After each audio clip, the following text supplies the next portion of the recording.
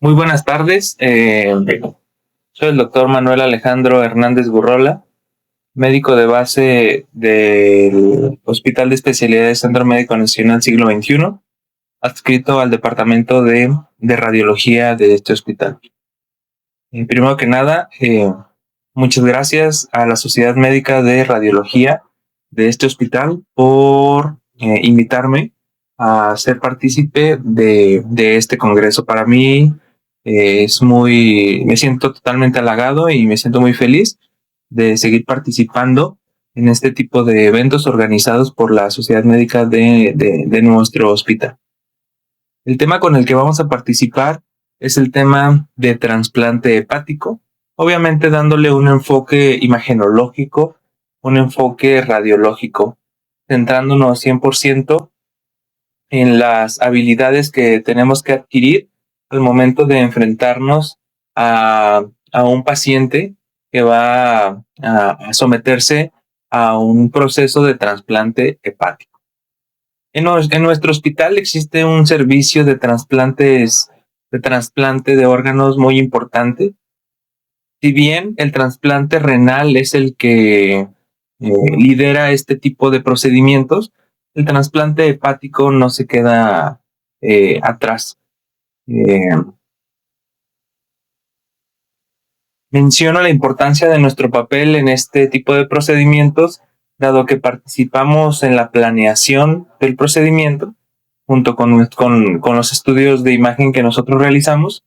Participamos activamente en el transoperatorio haciendo ultrasonidos transoperatorios del injerto hepático y participamos también activamente en el control inmediato y en el control tardío y seguimiento posterior de este tipo de pacientes durante varios años. Es por eso que para mí es importante que tomemos nota de este tipo de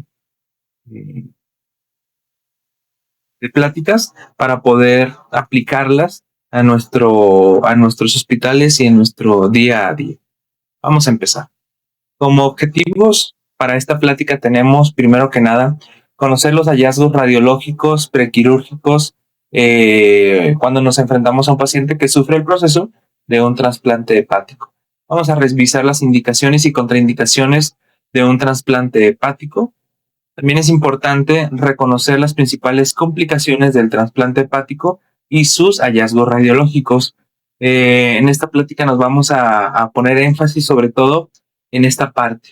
Las complicaciones, vamos a mencionar las 10 principales complicaciones que podemos observar por los distintos métodos de imagen. En algunos tipos de complicaciones hasta podemos participar activamente en la terapéutica de las complicaciones que mencionaremos a continuación. El trasplante hepático es una excelente opción terapéutica y en ocasiones la única opción terapéutica para pacientes con enfermedad hepática terminal, ya sea una enfermedad hepática terminal aguda o una enfermedad hepática terminal crónica. La supervivencia de estos pacientes a un año oscila entre el 80 y el 90%. Esta supervivencia baja un poco a los 5 años, teniendo un rango del 60 al 90% de supervivencia.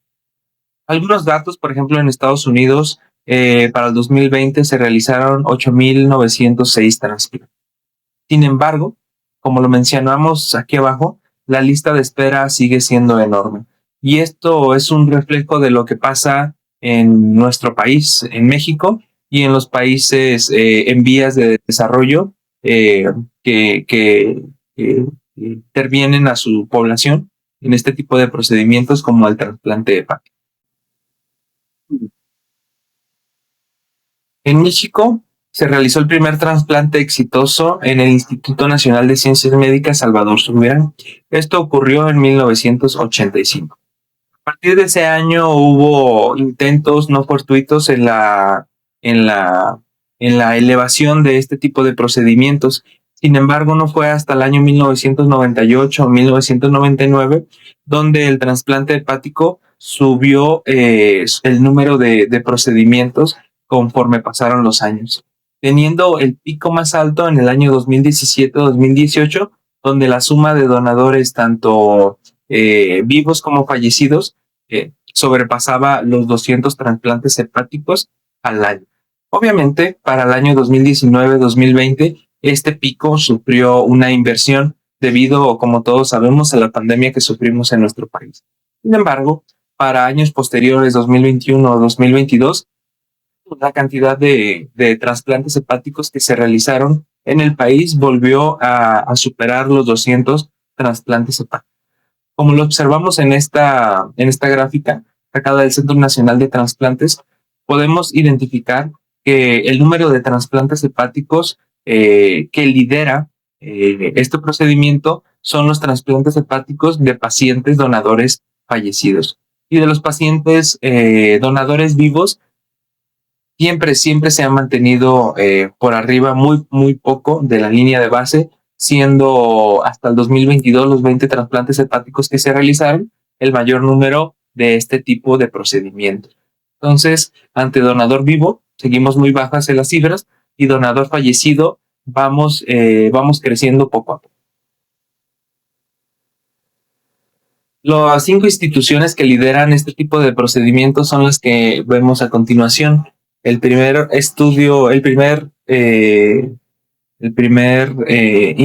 institución es el Instituto Nacional de Ciencias Médicas Salvador Subirán. Para el año 2022 se realizaron alrededor de 44 procedimientos. El segundo lugar también se lo lleva a la Secretaría de Salud, representada por el Hospital General de México, Eduardo Lisiaga, con 38 procedimientos. Tercero, cuarto y quinto lugar, el Instituto Mexicano del Seguro Social. El tercer lugar, el Hospital de Especialidades Centro Médico Nacional La Raza. Nuevo León con el Hospital de Especialidades número 25 en el cuarto lugar, con un número de 16 trasplantes hepáticos. Y en Jalisco, el Centro Médico Nacional de Occidente con 14 procedimientos exitosos. Entonces, del centro del país, con el Instituto Nacional de Ciencias Médicas y Nutrición, el Hospital General de México y el Hospital Centro Médico de La Raza lideran los procedimientos, no quedándose atrás Nuevo León y Jalisco.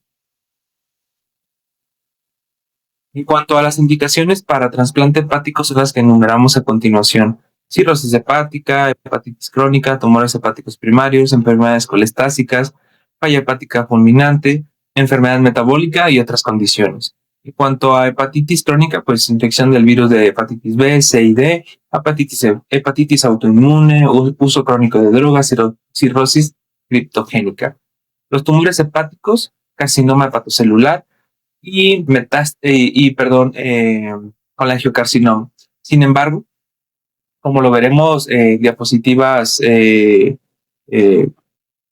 más adelante, existen algunos criterios muy específicos, unos criterios internacionales que nos van a ayudar a identificar qué tipo de pacientes con tumores hepáticos primarios van a ser candidatos para poder llevar a cabo este tipo de procedimiento. Enfermedades colestásicas como la cirrosis biliar primaria, colititis esclerosante, fibrosis quística, atresia biliar y enfermedad de Caroli. Y otras entidades como lo mencionábamos, falla hepática fulminante, enfermedades metabólicas y otras condiciones. Las contraindicaciones son las que enumeramos a continuación, pero lo que me gustaría recalcar, aparte de enumerar aquí las contraindicaciones absolutas y relativas, es lo siguiente: la selección de los pacientes. Se tiene como prioridad a pacientes con expectativa de vida mayor a 3 meses, teniendo en cuenta esta escala que tenemos a continuación, que es la escala MEL, que se calcula con los datos que obtenemos en este cuadro que ustedes pueden ver a su derecha. La escala MEL no toma en cuenta consideración la lista de espera ni zona geográfica. En un inicio, la escala se usaba para predecir la muerte a 3 meses de ser operados de TIPS, pero ahora se usa para priorizar el trasplante hepático, teniendo en cuenta que la mortalidad a 3 meses en pacientes hospitalizados depende del puntaje que tengamos en la escala, teniendo que un paciente con un puntaje de 40 tiene una mortalidad del 100% a los 3 meses. Una escala del 30, un resultado del 30 a 39 en esta escala, mortalidad del 83%. 20 a 29, 76%, de 10 a 19, 27% de mortalidad a los 3 meses. Teniendo en cuenta que los pacientes con un puntaje menor de 10 oscila la mortalidad alrededor del 4%. Cuanto a la clasificación TNM, se prioriza a los pacientes con estadios T2. ¿Por qué? Porque los estadios T1 tienen alta supervivencia sin trasplante, este es un dato muy importante, y los T3 tienen alta recurrencia. Los pacientes con hepatocarcinoma reciben el puntaje MELD según los estadios de avance. El T1 no recibe mayor puntaje, pero el estadio T2 se le asignan 22 puntos.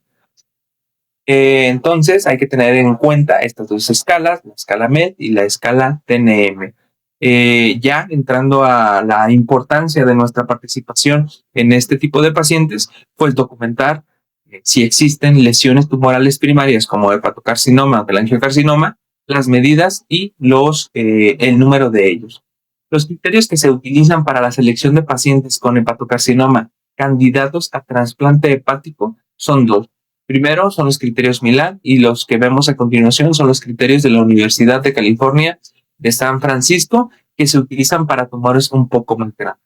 Estos criterios son los que tenemos que tomar muy en cuenta al momento de estar interpretando cualquier estudio de imagen de un paciente que sea candidato a trasplante hepático, sin embargo que tenga una lesión focal maligna primaria.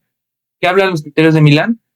Un paciente candidato a trasplante hepático es aquel que tenga un tumor, pero sea en diámetro mayor, menor de 5 centímetros. O que tenga 3 tumores, pero ninguno mayor a 3 centímetros. Estos pacientes son candidatos al trasplante hepático. En cuanto a los criterios de la Universidad de California de San Francisco, como lo mencionábamos, nos ayuda, o bueno, nos adentra a tumores pues un poquito más grandes. Los pacientes que tengan un solo tumor no mayor a 6.5 centímetros serán candidatos al trasplante hepático. Si son más de un tumor, o sea, de 2 a 3 tumores, ninguno debe superar 4.5 centímetros y la suma de estos tumores no debe ser mayor a 8 centímetros. Entonces, como lo recalcaba previamente, desde aquí ya nuestra participación es importante, ¿no? En este tipo de pacientes con cirrosis de base, que tienen lesiones de novo, lesiones focales, hipercaptantes en las secuencias arteriales, en las adquisiciones arteriales que son muy sugestivas de carcinoma hepatocelular. Entonces, el número de tumores, el tamaño de tumor es de vital importancia para poder discriminar entre los pacientes que sean candidatos o que no sean candidatos a trasplante hepático. Esta diapositiva es de las más importantes desde mi punto de vista. Vamos a ver varios tipos de trasplante. Nos vamos a enfrentar al paciente que recibe un trasplante de donante cadavérico, es el más común en adultos, es el más exitoso. Sin embargo, la disponibilidad es limitada y del donante vivo es muy poco, al menos un 10% de los trasplantes en adultos, en trasplantes urgentes y el tiempo mínimo de isquemia, pero nos enfrentamos a mayor tipo de complicaciones que vamos a ver más adelante en la.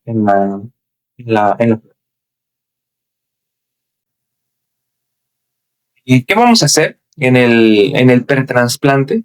Nuestra visión tiene que estar 100% enfocada a la anatomía vascular y las variantes anatómicas que podamos encontrar en el paciente donador y en el paciente receptor.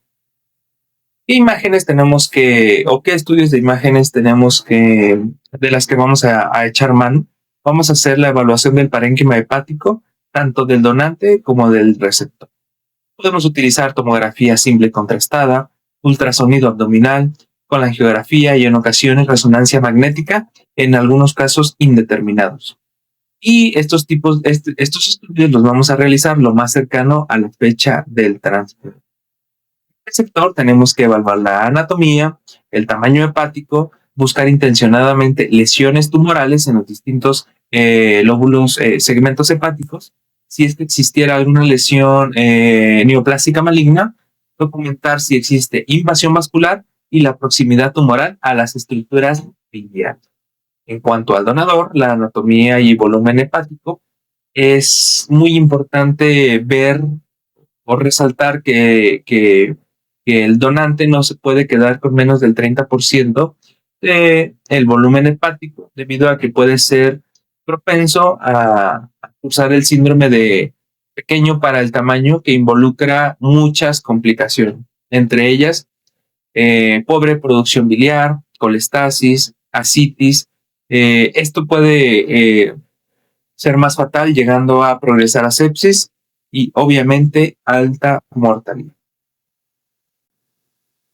Evaluar 100%, evaluar en todos los pacientes, todos los segmentos hepáticos secuencialmente, sea por estudio de ultrasonido o sea por estudio de tomografía.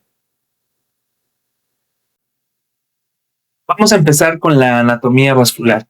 ¿Cuál es el método de imagen que nos ayuda más a analizar la anatomía vascular? Es la angiotomografía. ¿Por qué? Es más rápida y costo efectivamente supera a la angio-RM. Vamos a recordar que la anatomía, entre comillas, normal del hígado, en cuanto a la anatomía arterial descrita por Michels, únicamente estará presente en el 55% de la población. Esto es importante porque lo vamos a mencionar en la siguiente diapositiva. En cuanto a las venas suprahepáticas, por lo regular se identifican en número de 3 confluentes hacia la vena cava inferior en su segmento intrahepático.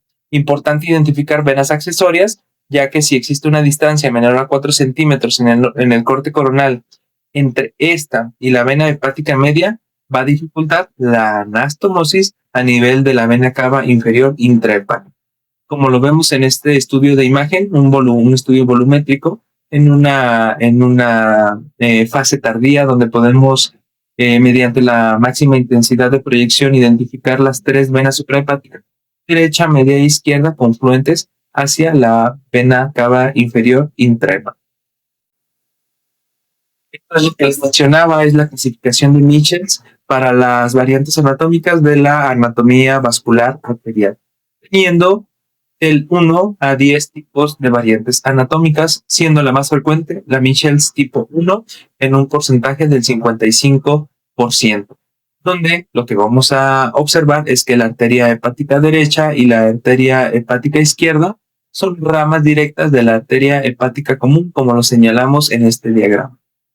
Tipo 2 es una arteria hepática izquierda aberrante, donde la arteria hepática izquierda no nace de la arteria hepática común, sino es una rama de la arteria gástrica izquierda. El tipo 3 es muy parecido, sin embargo, la que es aberrante es la arteria hepática derecha, donde es rama de la arteria mesentérica superior, como lo señalamos a continuación. La variante anatómica número 4 es Michels número 4, donde tenemos arteria hepática izquierda y arteria hepática derecha aberrantes, emergiendo cada una de ellas respectivamente de la derecha de la arteria mesentérica superior y la izquierda de la gástrica izquierda.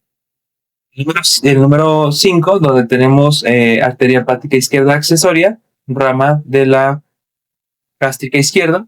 El número 6, una arteria hepática derecha accesoria, rama de la arteria mesentérica superior, y el resto de las variantes que son menos comunes, pero lo que quiero hacer énfasis aquí es que en una buena angiotomografía, en donde tengamos al paciente, documentar qué tipo de variante anatómica arterial tenemos.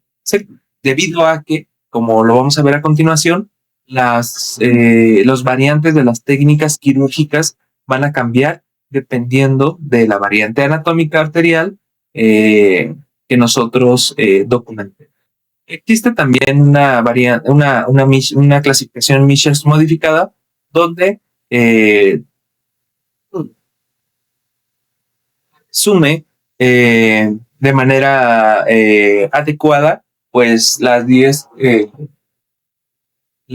variantes anatómicas que veíamos previamente. Sin embargo, lo que está recomendado es que utilicemos la clasificación de Michels original. Por ejemplo, en este estudio de imagen de una AngioRM que muestra a la arteria hepática que origina, la arteria hepática izquierda que se origina de la arteria gástrica izquierda, teniendo una variante anatómica Michels tipo 2. Este tipo de imágenes que nosotros podemos realizar en nuestros equipos de tomografía. Por ejemplo, en este estudio, en una reconstrucción coronaria de máxima intensidad de proyección en una fase arterial, perfectamente podemos documentar la anatomía vascular arterial que ayudará a la planificación del tipo de anastomosis arterial que se debe de hacer en el trasplante. Las variantes anatómicas de la vena porta también son importantes mencionarlas. La clasificación es llamada clasificación de Nakamura. La vena porta se origina posterior a la cabeza del páncreas por la unión de la vena esplénica y la vena mesentérica, como todos lo sabemos, aportando hasta el 80% del flujo sanguíneo hepático. También muestra una gran variabilidad, observando alteraciones en el 15 al 35% de los casos. Ello se debe a que embriológicamente se origina por la involución de las venas vitelinas, que tienen múltiples anastomosis con venas duodenales. La alteración en el patrón de involución da lugar a las diferentes variantes que vemos a continuación. Tipo 1, donde es la anatomía, entre comillas, normal, que abarca el 65% de los casos, donde vemos una bifurcación a una rama derecha y una izquierda, o B, que es una bifurcación precoz o tribifurcación. Tipo C, donde la ramificación es extraparenquimatosa y la rama anterior de la vena porta izquierda está dada en este tipo de variante anatómica. El tipo D, donde la ramificación intraparenquimatosa de la rama anterior desde la vena porta izquierda y la vena porta indivisible tipo. Entonces es importante mencionar las variantes anatómicas de la bifurcación de la vena porta. Como lo vemos a continuación, este es un estudio de angiotomografía, de tomografía de abdomen en un corte axial a nivel de la bifurcación de la vena porta, donde podemos observar una tribifurcación de esta en una porción extraquimatosa. Aquí tenemos que darle su adecuada clasificación y sobre todo una correcta descripción para la planeación quirúrgica. Las variantes de las venas hepáticas también son importantes mencionarlas. Lo más común es que sean 3 venas suprahepáticas, derecha, media e izquierda, confluentes que se dirijan hacia la vena cava inferior en su segmento intrahepático, teniendo, como en este esquema lo mencionamos, las diferentes variantes anatómicas que podemos documentar en cuanto a las venas suprahepáticas. La anatomía biliar, también mencionarla, siempre documentar qué tipo de variantes anatómicas podríamos tener. Lo normal es que del lóbulo izquierdo, los conductos segmentarios lateral superior y lateral inferior se unan para formar el conducto lateral. El conducto segmentario medial superior y medial inferior se unen para formar el conducto medial, que observamos aquí. El lateral y el medial se unen para formar el conducto hepático izquierdo. Este conducto hepático izquierdo también va a recibir algunas ramas del segmento caudal. Del lóbulo hepático derecho, los conductos segmentarios del lóbulo 5 y 8 se unen para formar el conducto anterior derecho. Surge el conducto por detrás, de los segmentos 6 y 7 va a surgir el conducto posterior. Estos van a formar y se van a unir para formar el conducto hepático derecho, el cual, en comparación con el izquierdo, es un poco más corto. Ambos conductos, derecho e izquierdo, se van a unir para formar el conducto hepático. Posteriormente el conducto hepático común se va a unir al conducto cístico y va a descender hasta desembocar en la segunda porción del duodeno, teniendo porciones supraduodenal, retroduodenal, porción intrapancreática e intraduodenal, también llamada porción amplia. En esta diapositiva documentamos las distintas variantes anatómicas a las cuales nos vamos a enfrentar, siendo la que acabamos de revisar el 60% de los casos, o sea, la más común.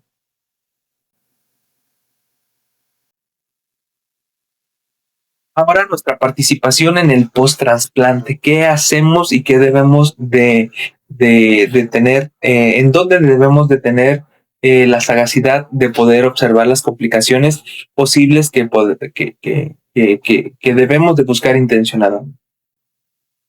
El protocolo a seguir en la evaluación del ultrasonido en un paciente con un injerto hepático en el momento transoperatorio es un ultrasonido Doppler, donde vamos a documentar al momento de hacer las anastomosis portal, la anastomosis venosas y las anastomosis arteriales, un adecuado paso o un adecuado flujo en las anastomosis.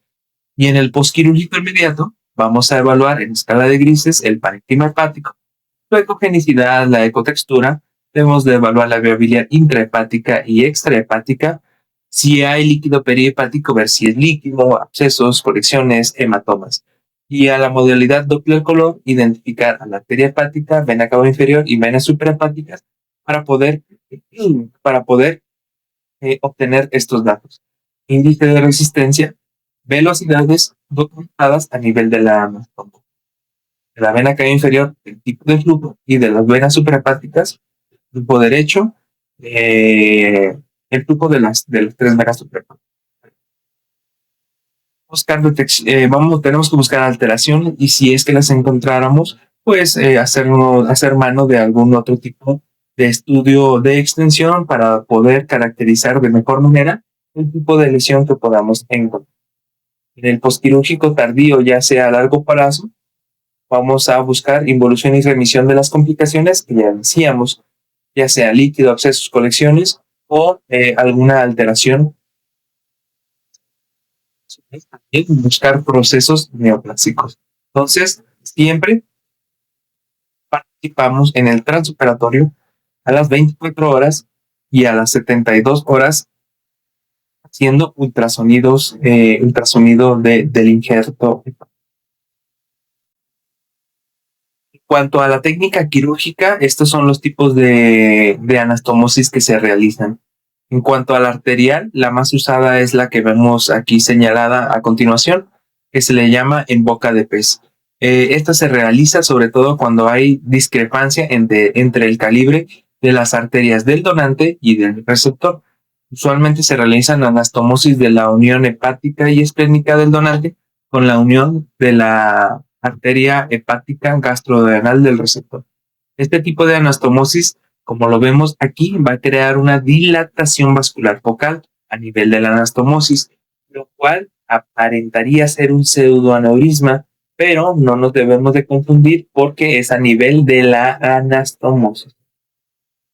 La anastomosis portal más usada es la terminal, donde se hace una anastomosis entre la porta del donador y la porta del receptor.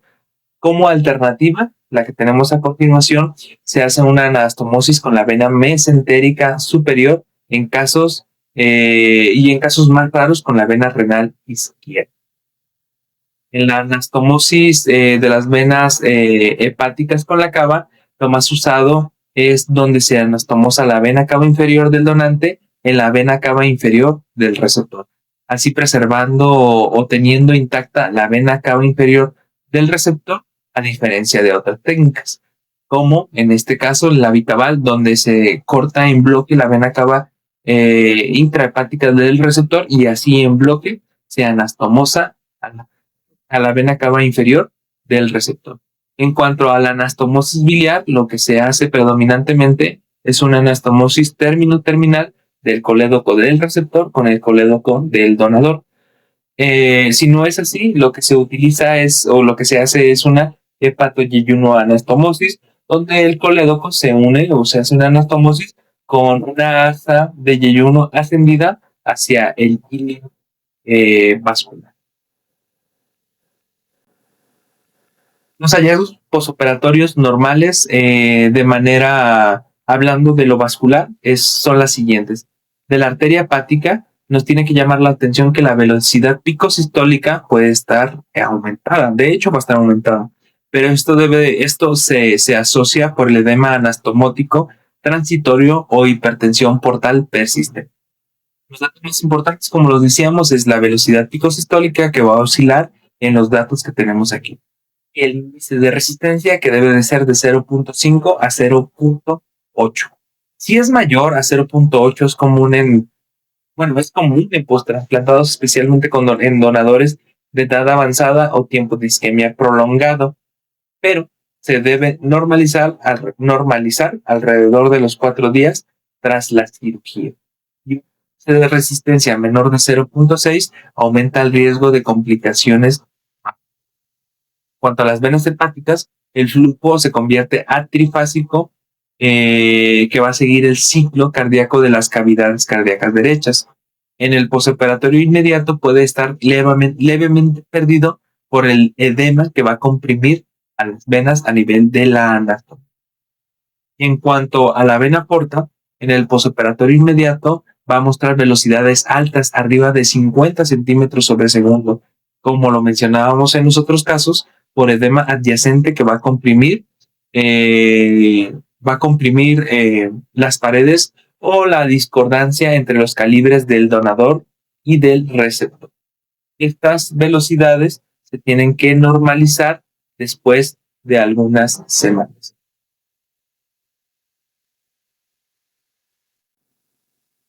Muy bien, vamos a ver ahora las complicaciones de trasplante hepático más comunes. Vamos a ver las 10 complicaciones de trasplante hepático vasculares y biliares. Siendo la primera la trombosis de la arteria hepática. En segundo lugar, la estenosis de la arteria hepática, estenosis del tronco celíaco y robo de la arteria esplénica en 3 y en 4. Pseudoaneurisma de la arteria hepática, obstrucción del flujo de entrada de la vena porta, obstrucción del flujo de salida de las venas superhepáticas, obstrucción y fuga biliar, síndrome del cilindro biliar y neoplasia. La primera es trombosis de la arteria hepática. Puede ser una trombosis temprana o una trombosis tardía. Esta es la complicación más común y severa, sobre todo en niños. Usualmente, la temprana se detecta alrededor de los 7 días después del trasplante. La arteria hepática es el único vaso, es el dato más importante. La arteria hepática es el único vaso que va a suministrar sangre al árbol biliar después del trasplante. Por lo que ante un panorama de una trombosis de la arteria hepática es potencialmente catastrófica. ¿Por qué? Porque va a tener como resultado extensas áreas de necrosis biliar e isquemia del injerto. El tratamiento, según la severidad del cuadro clínico, es observación o intervención quirúrgica. La pérdida del injerto, alrededor del 53% de los pacientes, y la mortalidad bastante alta, alrededor del 33%, en todos aquellos pacientes que tienen trombosis de la arteria hepática de manera temprana. Como lo vemos, con índice de resistencia elevado y gradual pérdida del flujo Doppler espectral con una sensibilidad del 100%. En cuanto a una trombosis de la arteria hepática, cuadro tardío, es importante mencionar esto: formación de colaterales de 2 semanas a 1 mes. ¿De dónde? De las arterias gastroduodenal, pancreático-duodenal y o de las diafragmáticas. Entonces, dependiendo de la colateralidad que nos vayamos a encontrar, será la clínica. En la arteria hepática vamos a encontrar datos obvios como el índice de resistencia bajo y el espectro tardo en circulación intrahepatica. Como en este caso, tenemos el seguimiento ecográfico de un paciente masculino de 46 años de edad post-trasplantado. La primera imagen es el día 1. En este ultrasonido hepático con transductor convexo vemos cómo hay ausencia del flujo sistólico, una velocidad picosistólica baja de 34.1 y un índice de resistencia de 1, que nos habla 100% de una trombosis a este nivel. La ausencia En la imagen número B vemos la ausencia completa del flujo de la arteria hepática documentado 3 días después. A este mismo paciente se le hizo una resonancia magnética de abdomen contrastada en este plano axial ponderada ante 1 en máxima intensidad de proyección, donde observamos la oclusión total de la arteria. El paciente pues recibió un nuevo trasplante 14 días después, pero lo que me gustaría que viéramos es obviamente, la complicación más, eh, más común en este tipo de trasplantes, que es la trombosis de la arteria hepática. En este otro paciente, es un paciente masculino de 44 años, post-trasplantado. En este paciente se le elevaron las transaminasas. En este ultrasonido hepático con transductor convexo, en la modalidad Doppler espectral, con un flujo, como lo vemos, no pulsátil. Obviamente, estamos viendo la arteria hepática. Esto es sugestivo de trombosis. En este estudio que tenemos en su imagen del lado derecho, vemos como en este modo B se observa en el óvulo hepático izquierdo esta lesión ovoidea heterogénea hipoecoica que es consistente o nos señala un infarto del parénquima hepático a este nivel, secundario a la trombosis de la arteria. Este otro paciente, tenemos un ultrasonido espectral, vemos cómo la morfología de la arteria hepática en el espectro está alterada. El pico sistólico está disminuido, el flujo diastólico está aumentado, característico de un parvus tardus a nivel de la arteria hepática. A este paciente se le hace una angiografía con sustracción digital, donde observamos la oclusión proximal de la arteria hepática a nivel de su origen y formación de múltiples vasos colaterales. Aquí estamos ante el caso de un paciente, oclusión de la arteria hepática del trasplante hepático que hicieron, pero de forma tardía. Se llegaron a formar estas arterias colaterales de las arterias que ya mencionábamos previamente, que ayudan a suministrar el sanguíneo hacia el injerto hepático. La estenosis de la arteria hepática es la complicación en segundo lugar. Afecta usualmente a la anastomosis y el Doppler espectral es similar a la trombosis tardía de la arteria hepática. Como lo mencionábamos, los hallazgos son muy parecidos a estos, entonces el índice de resistencia y el Tarbus parvus nos va a dar la pauta de la estenosis de la arteria hepática. Obviamente, estos datos los vamos a documentar en la arteria hepática, pero posterior a la anastomosis. ¿Y que vamos a documentar en la estenosis? Vamos a documentar velocidades picosistólicas altísimas, siendo mayores a 200 centímetros sobre segundo a nivel de la misma, a nivel de la anastomosis. Por ejemplo, en este paciente tenemos un masculino de 58 años postoperado hace 5 semanas de injerto hepático. En el ultrasonido se identifica en el sitio de la estenosis el fenómeno de aliasing al Doppler color, y en el Doppler espectral observamos velocidades de 593 centímetros sobre segundo. Se le hace una angiografía con sustracción digital confirmando esta estenosis. Aquí es donde la participación de nosotros como departamento de radiología y radiología intervencionista, entramos a participar, donde se podría hacer una aplicación de balón para poder aumentar el diámetro de la estenosis y poder colocar algún tipo de injerto como en vascular. La estenosis del tronco celíaco se debe diagnosticar la estenosis del tronco celíaco antes del trasplante hepático, donde puede ser asintomático debido a que la circulación de la arteria mesentérica superior va a ayudar a que no sea obvio este hallazgo. Predispone la estenosis del tronco celíaco a la isquemia del injerto y trombosis de la arteria hepática.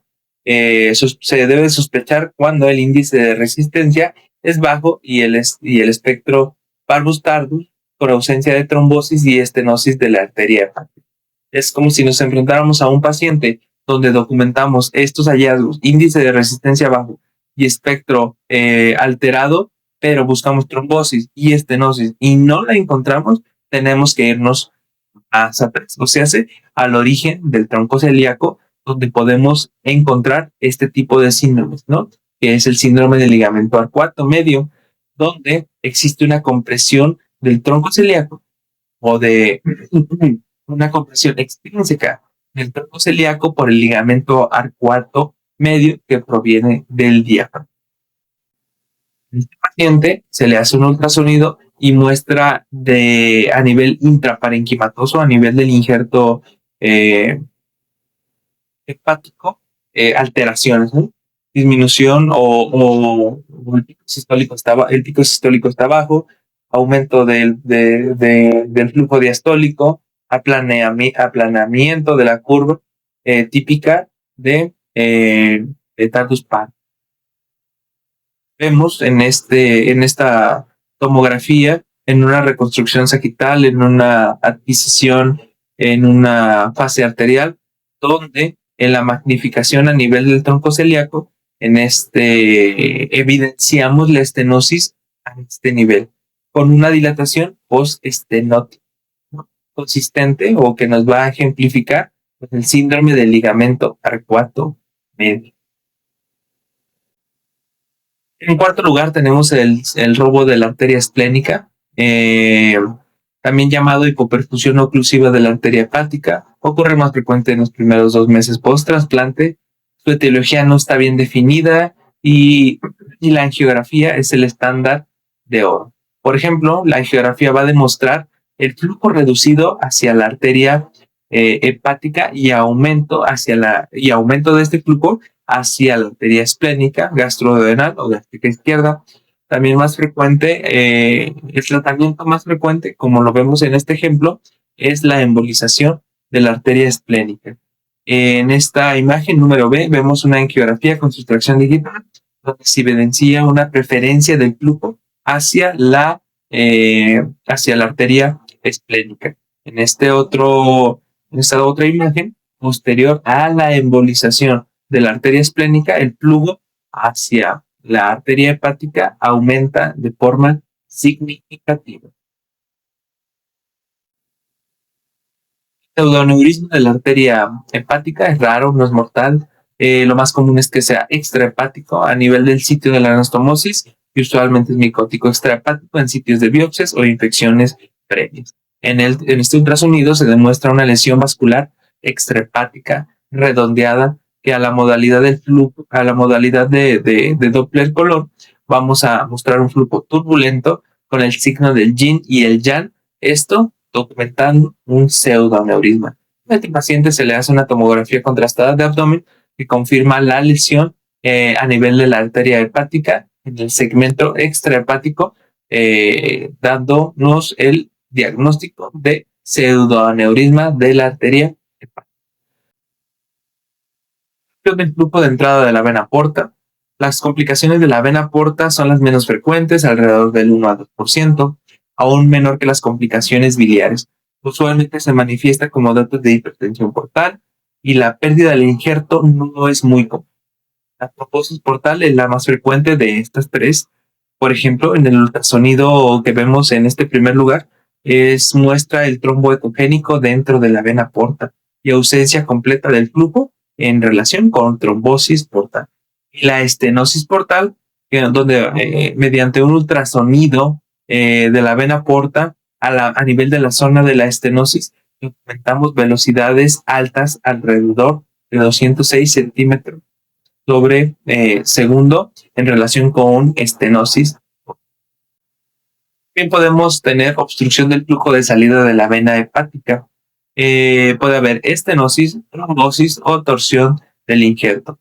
La estenosis de las venas hepáticas entre las venas hepáticas y la vena cava inferior ocurre más en pacientes pediátricos y con donadores vivos. Por la complejidad venosa depende más del sitio de anastomosis. Un índice de pulsatilidad mayor de 0.45 tiene una especificidad del 95%. Por ejemplo, en este ultrasonido mostramos una velocidad a nivel de la anastomosis de las venas suprahepáticas con la vena hepática, vena cava inferior de 152 centímetros sobre segundo sugestivos de estenos. En cuanto a la obstrucción y fuga biliar, las complicaciones biliares, la estenosis del colédoco es la más común, teniendo porcentaje de 15% en cadavéricos y hasta 28% en donantes. En este estudio tenemos un estudio de ultrasonido donde documentamos obstrucción, vemos una disminución del calibre significativa del conducto colédoco con una dilatación retrógrada sugestiva de estenosis biliar. En cuanto a la litiasis también la podemos observar, por ejemplo, en este ultrasonido, donde evidenciamos imágenes redondeadas hiperecoicas con sombra acústica posterior, donde a nivel del conducto biliar derecho y el hilio biliar en relación con litiasis. Y la fuga biliar. Aquí es importante mencionar que es común, alrededor del 20%, en posoperados inmediatos. Más comúnmente es a través del sitio de anastomosis o de conductos. Se va a manifestar clínicamente como peritonía. En cuanto al estudio de imagen de elección, es una colangioresonancia con contraste hepatoespecífico, en donde vamos a demostrar fuga del medio de contraste hacia las cavidades del peritoneo de este medio de contraste, evidenciando la fuga biliar. Entonces, en cuanto a complicaciones de la vía biliar, estenosis biliar, litiasis biliar, fuga biliar. Síndrome del cilindro biliar, en donde lo que pasa es la obstrucción por cilindros de mucosa biliar necrotizada desprendida principalmente por isquemia fría. Por lo regular ocurre en el primer año post-trasplante una incidencia del 2 al 18% y una mortalidad elevada. Se acompaña de estenosis biliar múltiple indistinguible de colangitis esclerosante primaria. Por ejemplo, en esta tomografía de abdomen contrastado en fase venosa vemos dilatación de la vía biliar intrahepática secundario a material hipodenso en su interior, secundario a esta patología. En esta colangiografía percutánea, que es aparte diagnóstico y terapéutico, vemos y evidenciamos los múltiples defectos de llenado a lo largo de la vía biliar intrahepática. Estos pacientes se benefician por una derivación de vía biliar, ya sea una vía biliar a nivel de la vía biliar intrahepática o una derivación de vía biliar mixta, donde colocamos el catéter dentro de las asas intestinales, ya sea duodeno cuando se hace anastomosis terminal del colédoco con colédoco, del donador con el receptor, o de asa de yeyuno si se le hace una hepatoyeyuno. La última complicación que vamos a ver son las neoplasias. Estas no son raras encontrárnosla. ¿Por qué? Porque el paciente se predispone a malignidad debido al tratamiento con inmunosupresores y la recurrencia de hepatocarcinoma y colangiocarcinoma no es rara. En pacientes receptores con antecedentes de colangiocarcinoma y carcinoma hepatocelular, el estudio de seguimiento, por lo tanto, debe de ser de 2 a 3 años con tomografía y resonancia magnética, además de hacer una correlación con los niveles de alfa-fetoproteína. Muy bien. Entonces, estos son los 10 complicaciones más comunes que vamos a encontrar en los pacientes con injerto renal post-trasplantado. Como conclusiones, me gustaría decir que nuestra participación activa en el trasplante, ya sea de cualquier órgano, en este caso de trasplante hepático, es muy importante. nuestra participación, como lo menciono, previo al proceso quirúrgico en la planeación, documentando las variantes anatómicas vasculares de la arteria hepática, las venas suprahepáticas y la vena porta. Y obviamente todavía somos más importantes tratando de buscar complicaciones tempranas o complicaciones tardías en el paciente post-ópera. Sería todo de mi parte. Muchas gracias por su atención. Que tengan muy buen día.